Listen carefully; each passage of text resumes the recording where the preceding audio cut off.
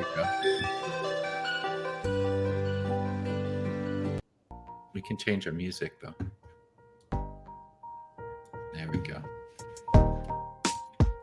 Yeah, that fits better, I think.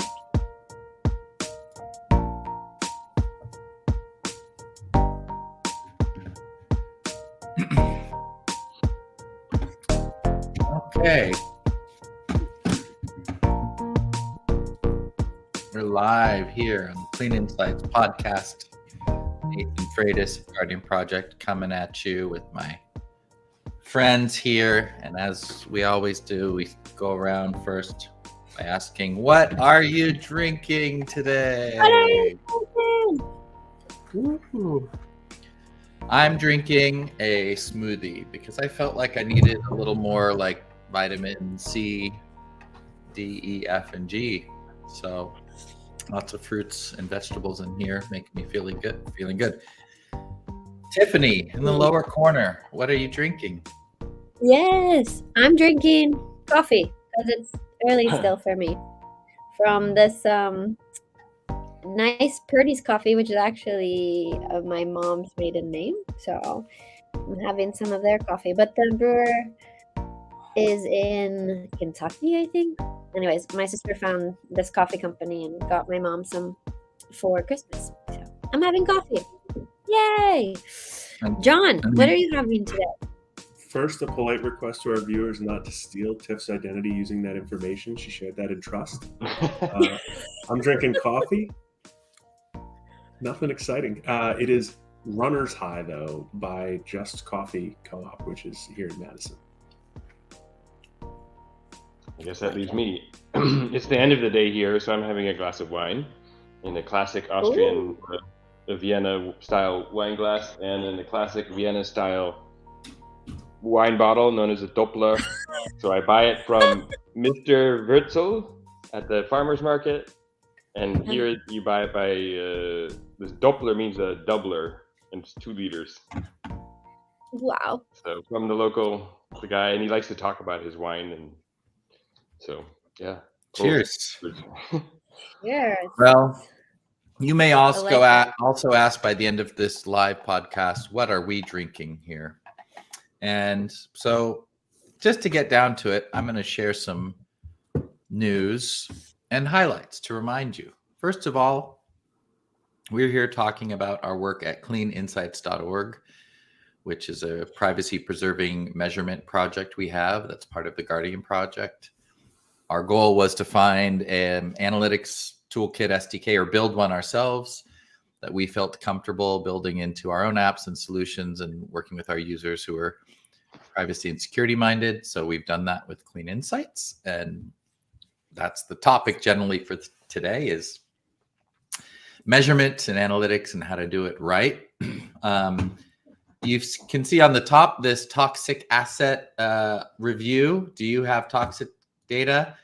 Basically, if you go to /toxic on the site, you can read about this wonderful free service we provide you when we do wear our hazmat suits. That's me there. And, you might see some familiar faces. We'll tell you all about it. We have a whole process we go to talk about your code and your apps and your services and how we can provide a toxic asset audit. And we're ready to assist you in this now. So let's get down to it. And then what are you drinking?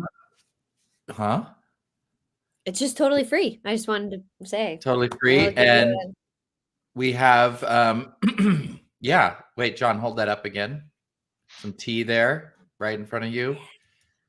So we have tea, /tea, our insightful tea to fuel your insights in an ethical, sustainable way that we collaborate with Young Mountain Tea to produce our own label of beautiful, delicious tea sourced from communities they support, Himalayan farmers and their families. But also this will help give you some clean insights. So yeah, some quick news there and reminders. So thanks for checking those things out. Now back to our friends here today. Tiff, what is on the schedule today, and who is this interloper here with us? Drinking. Yes, today we have a guest, not new to the Guardian Project, but maybe new to some of you. We have Hans Christoph Steiner joining us. He is a longtime partner of Guardian Project, and currently does a lot of work on F-Droid, which is an alternative app store, alternative to, say, a Google or Play Store. So we will talk more about F-Droid soon. But Hans, maybe you'd like to give a little introduction about yourself and your relationship to Guardian Project. Uh-oh, we can't hear you. Oh no. Yeah, sorry, hit the mute. Yeah, I was involved in the beginning, so I've had a long-standing interest in privacy and on the internet and in the internet, and free software. And I was involved since more or less the beginning of Guardian Project. And actually, I believe Nathan found F-Droid first and said, "Oh, look at this! This is cool." Nathan also set up this F-Droid repository in Guardian Project, and from that, I can't remember exactly how, but I got how I started. But it seemed like an important project. I started contributing on the side, and more got sucked in until now it seems to be it's a very central part of my life, certainly my working life, where now it's its own legal entity with a board of directors, and I have an official role, selected by the board of directors, and I am the technical lead of F-Droid. And but it's a free software community project. Like it's kind of like if you're familiar from the Linux world, you call it a distro. It's a kind of community-run collection of software, and it is started in 2010.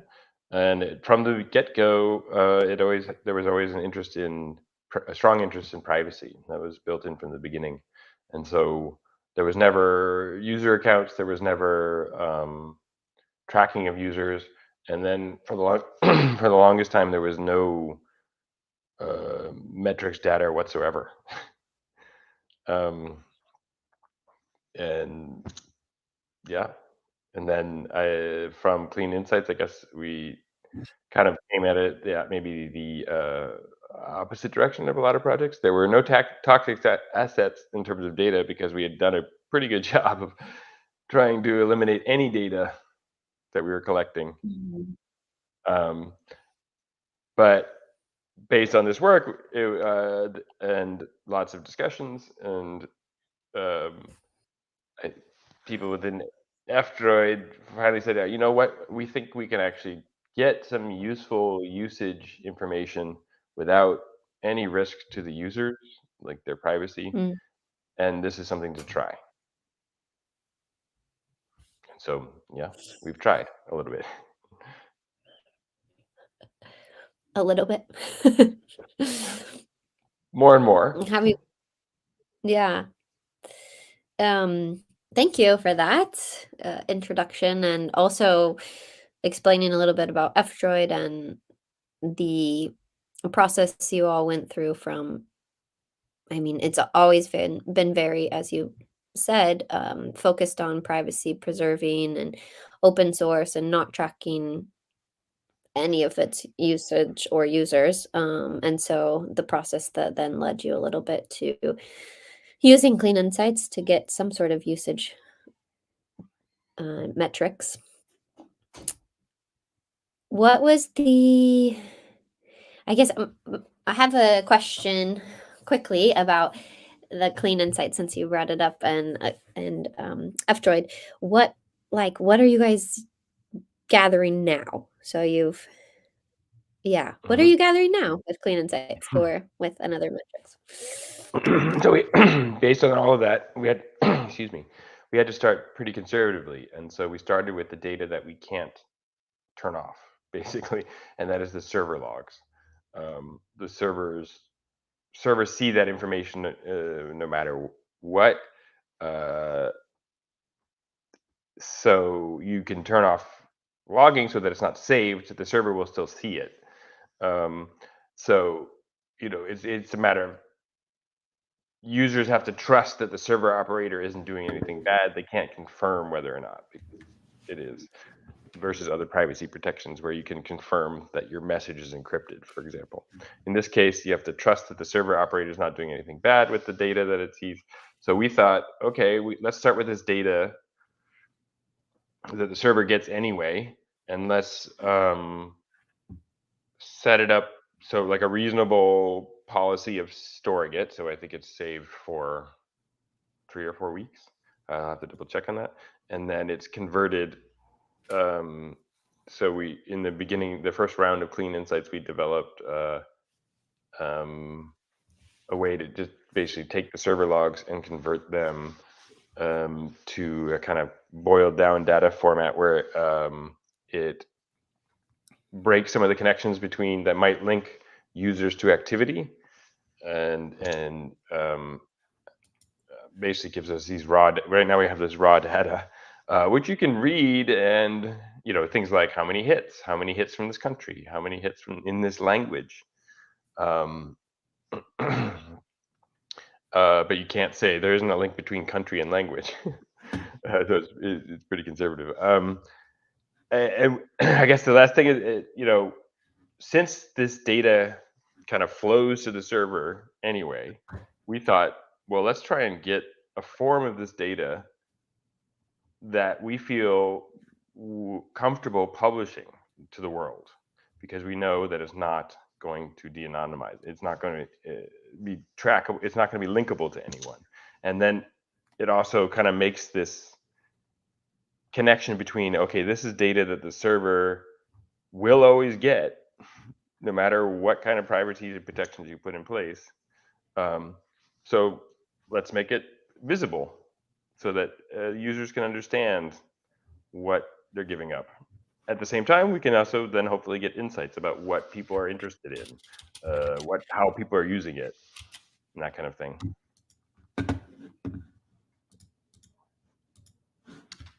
Yeah, and I think one thing, and there is a blog post on this from March of 2021, so you can look at some of the great work that was done there. And this really brings up the idea that Clean Insights is as much a methodology and an approach as it is a specific SDK or code base. A lot of our work was inspired by the Tor project's metrics, which, we said, wow, if there's an anonymity system that can do metrics and measurement, then, and they invested a lot of time and energy and expertise into that. We should be able to do it in these other situations. But we also didn't want to say that you just drop in some code and boom, you're done and it's magic. So I think, it's been great to see F-Droid take our approach and then, and have you figure out how it works within your environment. And we're still doing that. We're chatting now about, okay, we have this data. How should we visualize it? How should we present it back? But I think the other big key, as you said, is transparency. And this is another thing from the core heritage and legacy is like, well, everything you collect, you should be able to show publicly, and that's one of these big guides that we have is you don't want this to be harmful or toxic, right? So it can be an asset that is toxic, and maybe it's not toxic because you're only keeping it around for a limited amount of time and then, aggregating those resulting things together, or it's just non-toxic because, like you said, it's language and country and nothing more detailed than that. So.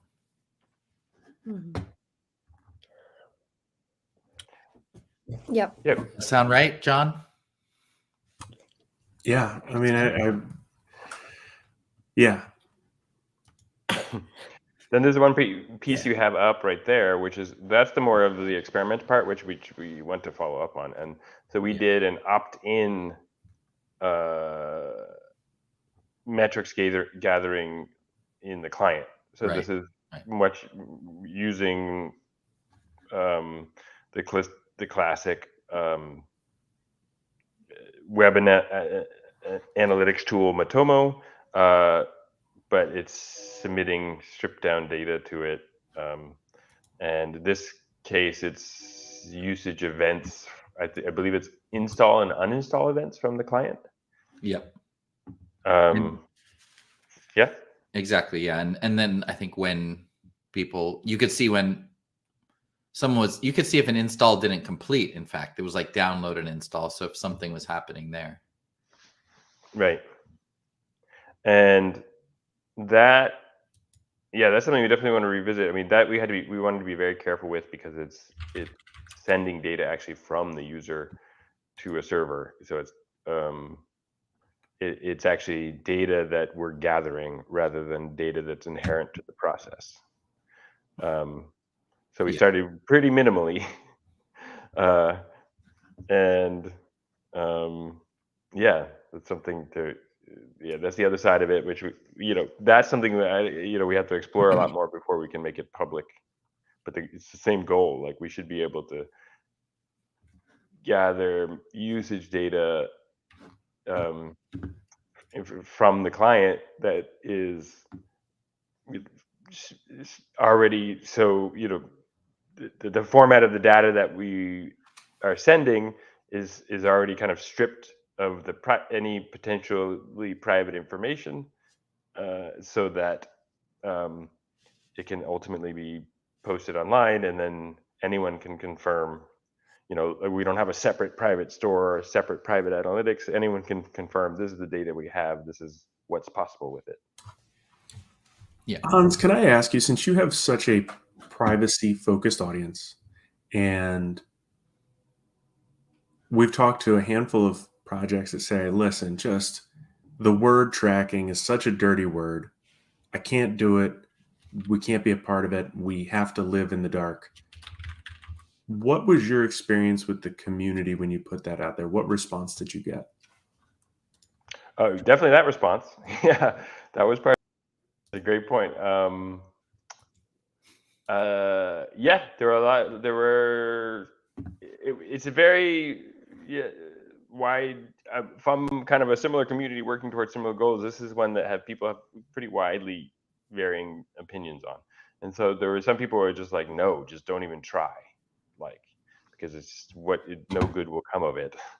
While others are like, we're never going to get the amount of users we have if we don't understand what's happening, and we have zero metrics, and therefore so yeah, there were some discussions. I think it took kind of like multiple stamps of approval, I'll put it that way, to get it to the point where we say, okay, we can try this. And that is, one, we say, look, Tor Project has been doing this for years. So, I mean, if anything, they're focused on privacy, and they have a good reputation on technically delivering privacy. So that helped a lot, just to say, like, look, we're building on what Tor has done. And two, also the Guardian Project efforts and this Clean Insights and other, bringing in academic research and things like this, and saying, look, okay, we're building on what Tor did, but we're actually doing more than what Tor did, or at least another round of review, and that's what it took. And then also it took the fact that we didn't have any deadlines, like that we didn't say, okay, we're gonna publish our metrics like in a month, so you better review this fast. We said, okay, we're gonna try it, and everyone can look at it on their own time. So then people didn't object. But yeah, it moved slowly though. That's wonderful to hear that you can get there with that engagement. I think there's that like absolute no, tracking's just no, I can't get there from here. And it's great to see you guys navigate that. And so all of you were a bit of an open question, but yeah. So all of you were recently in Brussels for FOSDEM and a preceding gathering that maybe Tiff, you can tell us a little more about that. But there was also a number of other open source privacy focused projects there that we had these kind of discussions with, right? Yes, absolutely. So we, the day before FOSDEM, Internews and Code for Science and Society hosted a one-day symposium, open source symposium. So there were other tool teams participating. Open Archive was present, Tela, Horizontal, Uwazi or HurryDocs, Open Wisp, Mailvlope. There was a number of sort of just other partners or players. So Freedom of the Press Foundation was there, Open Source Design or Superbloom. They had a person in attendance. So yeah, it was a time and space to bring together tool teams and partners who are working on in the open source space, and in a very, I think, privacy focused manner on different types of tools. And the day was spent sharing about what each project is doing and kind of what they're working on and focused on. And then there was some discussion with Code for Science and Society about sustainability and what that looks like and what it means. And there was open discussion, I guess, really regarding the challenges of sustainability and how we're approaching it within each of our projects. So that was really what the symposium was about, and we presented Clean Insights and spoke about F-Droid's relationship with Clean Insights, a little bit similar to the conversation we're having now, but in a little bit of a higher level way, because much of the work we have been doing with Internews on the Sustain project has been working alongside these partners and other tool teams to see if any of them are interested in implementing Clean Insights in their projects. Great. My connection is suddenly getting unstable, of course, but I think you're all probably doing fine. Right. And so a lot of them, I mean, Hans was there, John, you were there. I mean, I think we've also recently participated in the Matomo camp, and there's a great kind of fondness, I think, for Matomo in some of these communities on the web, though there's still people that are just like, you know what, I just need Google Analytics because I need to, tell my funders certain questions, and it's just easy and I just drop it in. So, I mean, have we made progress in the last few years on this front? Are there, more people adopting free and open solutions or self-managed, as well as obviously thinking about things like GDPR and other European data regulations? Are we getting somewhere with all of this work ultimately in Clean Insights, whether it be the methodology or the actual code? I think so.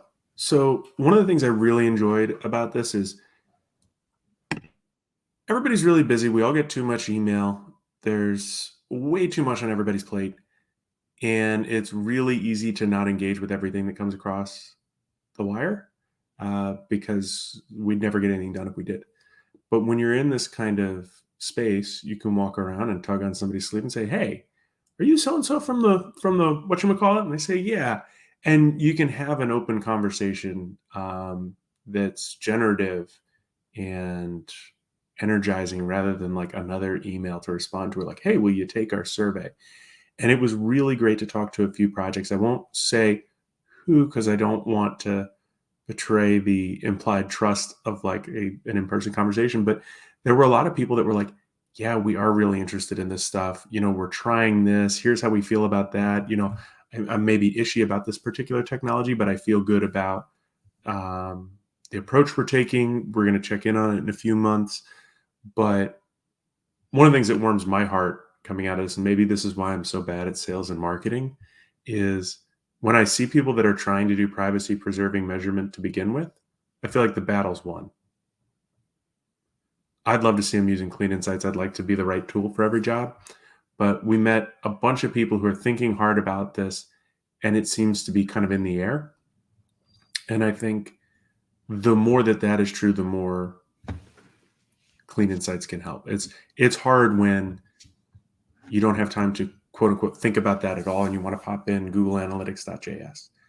But if you're trying to solve the problem, I think we're making tremendous progress. And I think advocating for privacy preserving measurement, even in use cases we don't serve, really, really wonderful.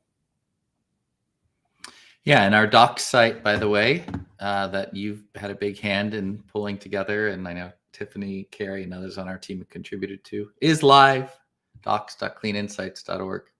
So I even think we have some content in other languages now. Is that possible?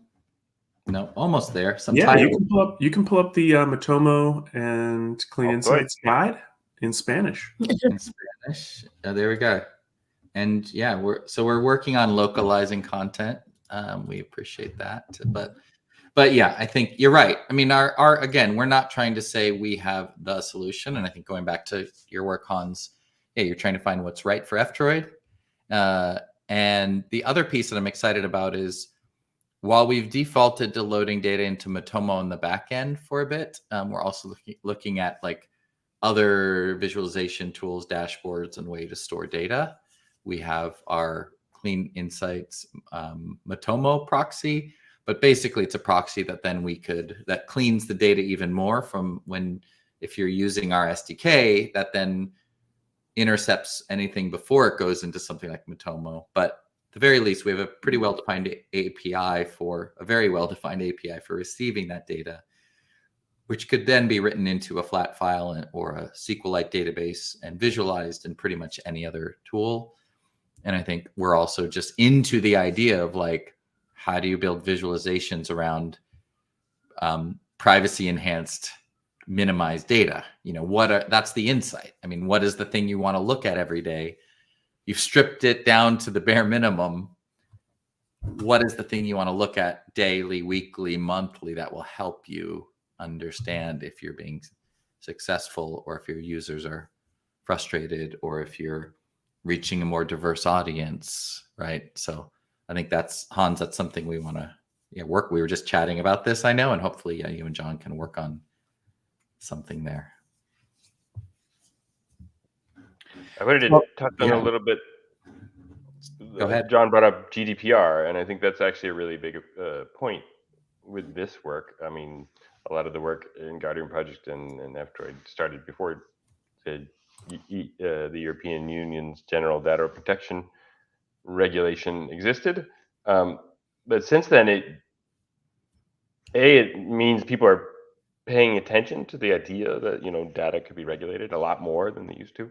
But also it provides this kind of well-known, trusted framework for looking at data. And I think that was actually a big influence in F-Droid to say, like, look, now there's this concept of GDPR, which is the law, and we can, someone can get in trouble for not following it.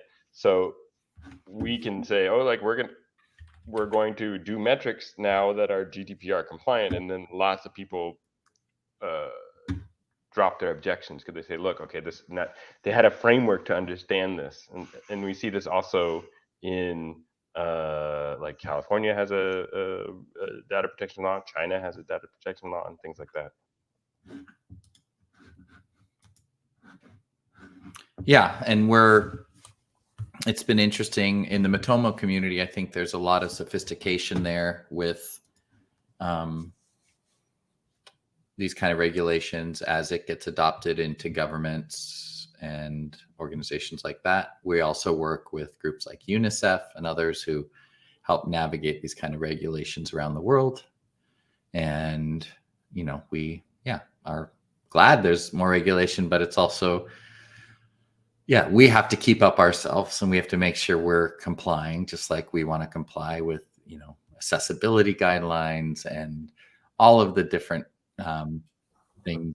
And I know there's also a new blog post up on the Guardian Project site, just to highlight that, since you're here, about our Guardian Project repositories being removed from F-Droid. What the heck? Who wrote this? Me. What's going on? My hand that feeds them. No, it's a really great post that that says, look, we have a standard for what's going to be built in, but at the same time, I love it because F-Droid is a decentralized app store, so you do your repo how you do it, and people can choose to use it or not. So, but do you want to summarize a little bit what this post says, Hans? Yeah, absolutely. So what's basically happened is that, when F-Droid started and Guardian Project started the repo, we both had kind of the same standards of what we could include. And, part of that is, we want to push free software, but also it has to work. And that getting pure free software working 10 years ago on Android was a much harder proposition. Since then, it's now totally feasible for F-Droid to provide lots of the core apps that we need, maps and browsers and messaging apps and all sorts of things like this that are 100% verified free software. And so now F-Droid community has pushed to standard that's something more like Debian or Ubuntu or Fedora or things like this. At the same time, there's been a lot of work in F-Droid to make it much easier for users to manage finding repositories, adding them, managing things like that. So it doesn't. It's a much clearer story for F-Droid users that when you download the F-Droid app, you get F-Droid. That's what you get. If you want to add to that, then you can, you're free to add to that. And so that's the story. That's the background of why the Guardian Project repo is no longer built in. And we'd rather, encourage people to understand how to add all sorts of different repos that they find, and rather than feeling like everything has to be built in as well. But it's also, we're continued to be pushing ourselves to evaluate what we're doing on this front, just like we are with analytics and measurement and, in app stores. A lot is changing as well regarding app stores, third-party app stores. That's probably a whole other podcast about the Digital Markets Act, but stay tuned for a future one on that. But I did want to just ask FOSDEM overall, Tiff, John, first time there. What was, how'd you enjoy it? Any highlights, anything related to measurement, and you handed out lots of tea, I think. We did hand out a lot of tea. I'll say the thing that I so enjoyed about it was the attitude that brings people there and that permeates it. I don't think at most, say, corporate-oriented conferences, you could say, gosh, why do you work on blank? And get people really rolling with an excited answer. But it was such an infectious enthusiasm to walk up to a group you didn't know existed 5 minutes ago and say, well, that's really wonderful. Why did you choose to work on this? And a lot of these folks are volunteers at least some of the time on these projects, and have been doing this for, in a lot of people's cases, decades. And it is a thrill to get them going. And that is way different than work sent me here, which is kind of the attitude I think at most conferences I've been to. Really energizing. Yeah, I would echo what John is saying. The amount of people, there's over 5,000. I don't know what the count was this year, since we're talking about metrics. I know we passed out over 100 bags of tea to people, which was incredible. So I think there's like over 5,000 people in attendance. There's so many different talks and developer rooms. It's on the campus of ULB, and we just like take it over. Anybody who's attending takes over the meeting rooms, the classrooms. I mean, the levels of many buildings. There's food trucks, and just conversations are happening everywhere. It's really hard to keep up in terms of, this says 8,000 people. Okay, wow, yeah, the numbers there's a lot, but there's so many interesting conversations happening, as John alluded to, like just walking around, seeing our friends at Matrix, talking to them, like you're able to really have conversations with people, and FOSDEM puts a lot of people in the room, meaning there's a lot of people in attendance and a lot of different types of people. So if you've had trouble getting a hold of somebody from, say, Linux or yeah, I don't know, Matrix or the GitHub, like gosh, the list goes on and on. But this is an opportunity to really meet somebody from one of those teams and have a conversation and talk about whatever it is that you want to discuss. So I think that's really an incredible ode to FOSDEM, and especially the fact that it's run by mostly volunteers who organize it. It's just an incredible space to be at. I think it's also a little overwhelming as a new person to FOSDEM. It's as soon as you walk on campus, you're like, wow, what do I do? Where do I go? How do I get there? And they have a lot of maps, but as I said, there's a ton of different tracks happening at once. Throughout the day, it's just jam-packed. Like every half hour, things are changing. And so I would say a takeaway, if there's anybody new that's going to go next year, download an app. There's many different apps you can use, as you can guess. There's a lot of developers that attend, so there's a lot of apps that have been built to attend FOSDEM with agendas, and finding one that works for you where you can save like what you want to go to and kind of plan a little bit ahead of time is a key to success at FOSDEM. Because if you don't, then you're often saying, oh, I want to go to this. Oh, I missed it. Or, oh, that was yesterday. So that's my takeaway. Yeah. And you can go, and everything seems to be archived and recorded. So go enjoy and watch and learn so many great talks. And I know one of our partners, Cecilia at Internews, gave a talk, and we can find that. And Two talks. Yeah. Overachiever. Yeah, and we're going to have a podcast coming up with her on it that was recorded there, and with links to her talks and everything. So what was that on, just to get, or one of them on? What was the topic? One of them was on localizing particular to Swahili. And the other was on sustainability. Great. Yeah, so we have a podcast interview that y'all did at FOSDEM. We'll be sharing that. So great. Well, I think our drinks have run dry at this point in time. So I do have some Valentine's chocolate here. I'll give it to all of you. Sorry, I can't send any out, but this looks pretty good. This actually is champagne chocolate. So there we go. Celebrate another year of FOSDEM, and having Hans on. So thanks for joining us, Hans. Hope you enjoyed it. Yeah, thanks for having me. Yeah, definitely. And we're going to be hopefully keep an eye on F-Droid's news section about further updates on measurement and the work that we'll be doing together there. Yeah, we have a bunch of new data that this is the slow part. Now we've unlocked a lot more data because we feel safe that we can do it without any toxicity. So hopefully we'll announce something soon with some interesting numbers. And now my mouth is full of chocolate.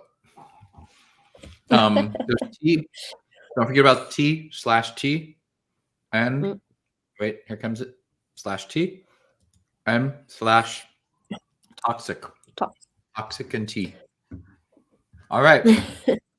Thanks so much. Let's get out of here with a little bit of dance pop. Here we go. Yeah. Thanks for tuning in. Bye, y'all. Bye.